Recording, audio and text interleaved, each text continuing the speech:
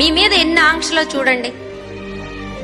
ఏడవకూడదు, వంశోద్ధారకుడివి, మొత్తం నామ్ రోషన్ కర్నా నీ డ్యూటీ, చచ్చుకుంటూ అమ్మనాయలను సాదాల, ఏ బాధ్యతలున్నా నీయే, నోరు మూసుకొని చదివి ఉద్యోగం సంపాదించి తీరాలా, పిచ్చి పిచ్చి శాఖలు పోతే బాగోదు. ఈ ఏడవకుండా ఇవన్నీ భుజాన్ని వేసుకుని మేరునగ ధీరుడు అనే టైటిల్ కోసం ఎంత కష్టపడాల్సి ఉంటుందో మీకేమన్నా అర్థమవుతుందా అమ్మాయి? మీకేమన్నా అర్థమవుతుందా?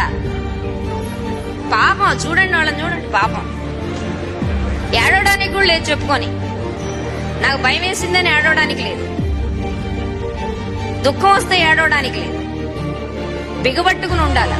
ఇట్లా ఉండి ఉండి హార్ట్ అటాక్లు తెచ్చుకోవడం, షుగర్లు తెచ్చుకోవడం,